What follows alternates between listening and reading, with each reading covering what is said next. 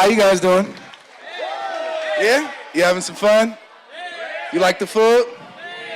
All right, well, I didn't write no speech. I'm just gonna do it off, love. I love my brother. I'm gonna tell one quick story and try to censor it quick in my mind, real quick. I actually remember pretty much the first time Brandon and Alex met each other, potentially. They were having a good time. I met her that night. It was really fun, but I noticed that night that she was different than any other girl that I've seen him interact with. And she stuck around. And now we're here now. But I hope you guys have the best marriage ever and the best life. And I will continue to make sure that happens. You know how I am. All right, that's it. Thank you.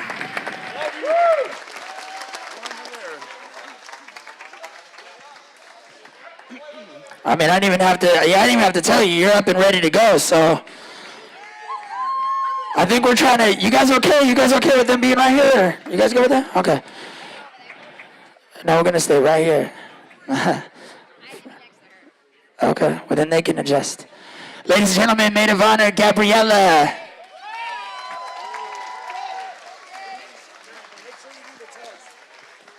Right now? No, after the talk. Okay. Cheers and toast. Okay. All right. Can you all hear me? No. Okay. Hi, everyone. I'm Alex's sister, Gabriella. But most of you know me as Gabe or Little Alex, which is what I went by until I was about in 8th grade. I'm going to lose it, guys. Lose it! Lose it! Keep it together. Shut up. All right. So as I contemplated what to say up here the last day or so, I decided to take a word out of Owen Wilson's book from our famous movie, Wedding Crashers, and choose something from the heart rather than seize the opportunity to sabotage this whole wedding and embarrass the two of you. So I will not do that. You're welcome. That being said, I'm completely winging it, so bear with me if I start to ramble. Now, Alex, 24 years ago, you asked Mom and Dad for a sibling. And by the grace of God, you were blessed with the best gift you can imagine. Me. And I'm sure plenty of times you regret asking them for such of a gift, but that day you won a permanent best friend, somebody who would share a Minnie Mouse bed with past the age of like 8, which is way too old to share a room. Somebody to play softball with tube socks on the stairs landing with Dad until about 10 p.m. at night. And ultimately somebody who would get to stand by your side on the most important day of your life. So I'm very honored to get to share this moment with you. A little bit about my sister and I, and basically our family. As most people know in this room, we're very competitive by nature. It's how our family strives. Probably since before the three of us were even conceived. And that's just how we kind of operate. And since the day I was born, I've always looked up to my sister. I wanted to be just like her, but just a little bit better. And for the most part, I was successful. But I give her the benefit of the doubt. She did set the bar very, very high, whether it was school, sports, you name it. I wanted to be just like her. And despite all the times that the two of us were neck and neck competing, the two most memorable moments of my life were not when we were against each other, but when we were on the same team. One is an inside, not a joke, but an inside moment that only she'll understand. Halloween, the fun run, and you played the Lone Star song, Amazed by You, and you made me cry. And the other moment is something I could share. She'll probably regret me for this, but it's okay. My freshman year of high school, I had the honor of running cross country with my sister. Disclaimer, Alex did not run cross country because she liked to run.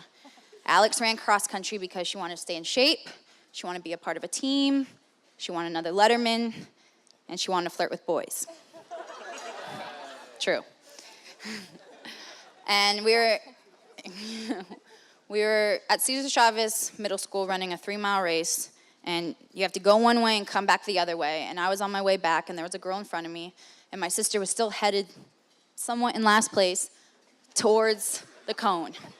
And I'll paint a quick picture. She was in a red tracksuit. Her face was as red as the tracksuit she was wearing. She was drenched in sweat. She was holding back tears, and she was for sure about to throw up. She was in agony for running this 3-mile race.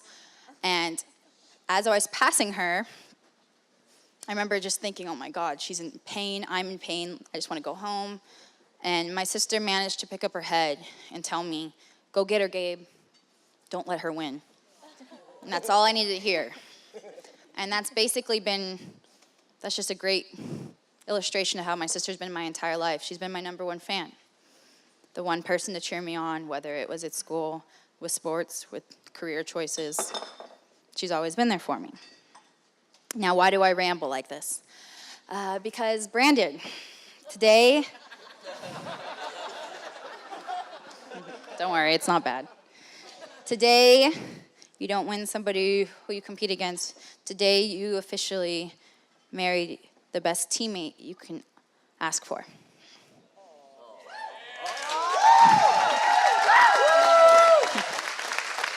Somebody who is going to push you, encourage you, and make you be your best you can be. Something she's done for me my entire life. And despite all the times that the two of us were competing, and I won for the most part, hands down, I know that my sister has something in the bag that I'll never be able to compete against, and that is the incredible wife that you're gonna be. God bless your soul, Nico, for putting up with me, but my sister is the best wife you can ask for. And you just won yourself the best teammate you could ask for. Congratulations, you two. Everyone, let's raise a toast to the bride and groom. Congratulations, Alex and Brandon. I love you both.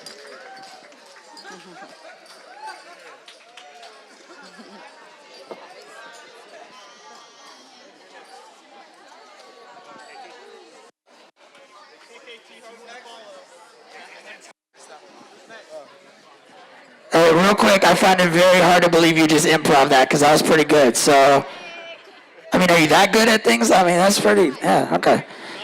All right, now, Warren, now the goal is for you to follow that, so you have to follow that. Ladies and gentlemen, the best friend. I've had a pleasure to meet this guy about 10 or 12 years ago, too, something of that sort. Ladies and gentlemen, Warren.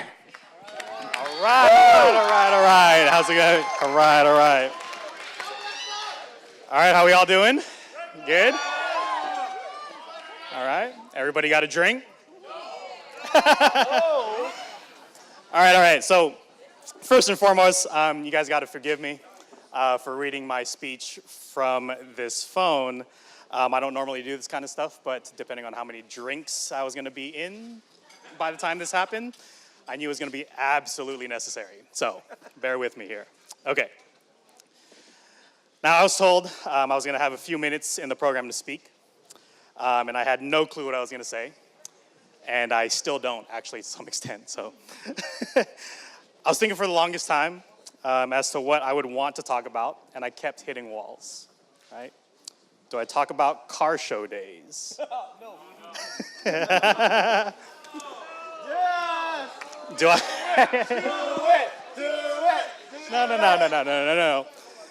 And then I thought about it, and it's like, do I talk about house parties? No. Definitely don't want to talk about that. Do I just talk about general nights of debauchery and numerous nights of adult beverage consumption? No, we won't do that either. Or do I talk about numerous trips to Vegas and how we were the most responsible adults in Vegas during those trips? We were. Mom, I promise, we were the most responsible. And then I thought about it, and I figured I'd talk about the most obvious, because, I mean, that's what we're all here for, right? So there comes a point in everyone's life when they meet that special someone. The person that will accept them for who they are, a person that will be there for them through the ups and the downs, the good and the bad, and the thick and the thin. The person that will love them unconditionally, no matter the circumstances, and for the rest of their lives. And that moment came for Brandon 11 years ago when he met me. I didn't know how that was going to go.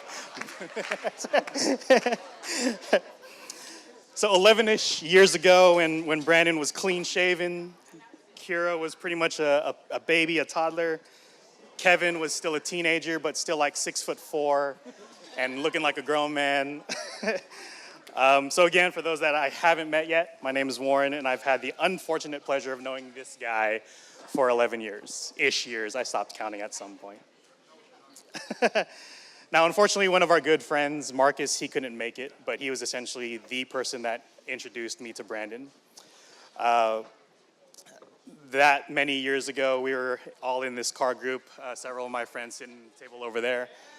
We were all in this car group and hung out, and Marcus was like, hey, there's this guy that moved in across the street. He saw my car, I saw his car, we should meet this guy. And I was like, sure, why not? You know, where does he work? What does he look like? You know, what is he? And he's like, he's a student, he's about 18 years old. And I was like, God damn it. I don't want to meet him. Never mind, I take that back.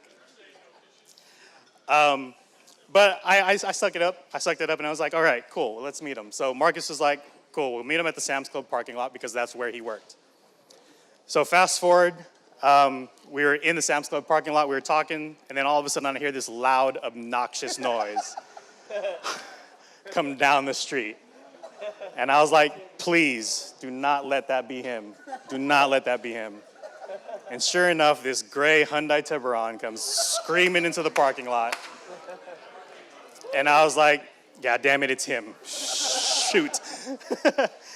So he pulls into the parking lot. Music blaring. Anybody knows Brandon? Brandon would always pull up into his car, music blasting. He opens his door, scrawny kid, oversized clothes, glasses, baggy clothes, whatever. He comes out of his car, and that wasn't actually the first thing I noticed about him. The first thing I noticed is when he stepped out of his car, he immediately looked down and flipped open this screen and was forever on this darn sidekick. I don't know if you guys remember a sidekick, but yes, thank you, Mom. Yes, exactly. He'd flip open the screen and just start texting right away, just texting on this sidekick. Always on this sidekick.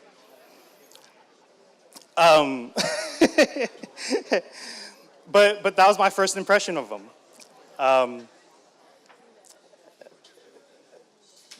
Anyways, yeah, that was my first impression of him. You know, take him or leave him. That was Brandon. Now, after that very first encounter, there were a couple of things that I was able to realize about Brandon. First, he would not go away. He would not leave us alone. Constantly texting, calling, reaching out, asking, hey, where are we going? What are we going to do? What time should I be there? Should I drive? I'm down to drive. Goodness gracious, it's really annoying. And I wanted to get rid of him. But more importantly, I also realized something else. He was passionate and dedicated to anything and everything he put his mind to. And you can see it, and you can still see it. And it was almost infectious. It still is infectious. Now, I've been around Brandon for many years and through lots of ups and downs and changes in his life, in his career, and everything in between. And throughout all those times, he kept a level head and pushed through with passion and dedication. It only made sense that he would carry that behavior when he met his now beautiful wife, Alex. Now, I wasn't there for the initial introduction. Our good friend Jesus had that pleasure. However, I did get to see the growth and change of Brandon happen after meeting her. And don't get me wrong, it was all for the better. I realized he wouldn't hang around as much. his focus changed, his mentality became more mature, sort of. And it was a great thing to see, because I know I sure as hell couldn't get him to do that. Now, before it's too late and I ramble some more, Brandon, Alex, you're both a symbol of what true love looks like, built on trust, communication, loyalty, and happiness. The world is a much better place with relationships like this in it, and it's an honor and privilege to see it flourish every time I'm around it. Your marriage serves as a beacon for commitment and unity, and may you both continue to look at it and be guided by it for strength and love. Alex, I love you like a sister. Brandon, you know I love you like a brother.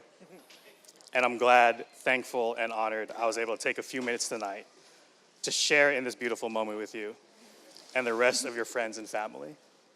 I am forever and eternally grateful. So if I can have everyone...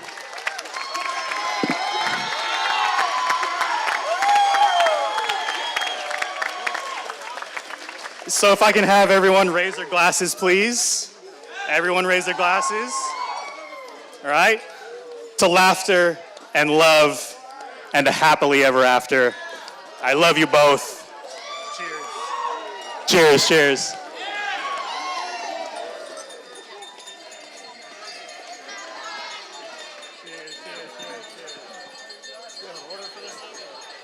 What's that?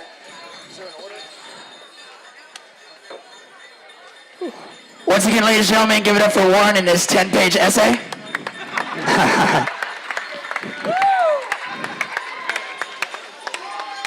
I joke. All right, I'm looking for a Kenneth. Bang, bang. Ladies and gentlemen, Alex's brother Kenneth.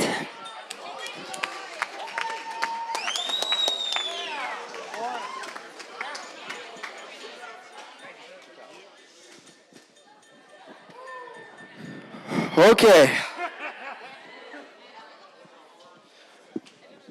I need a drink for this. Thank you. Okay.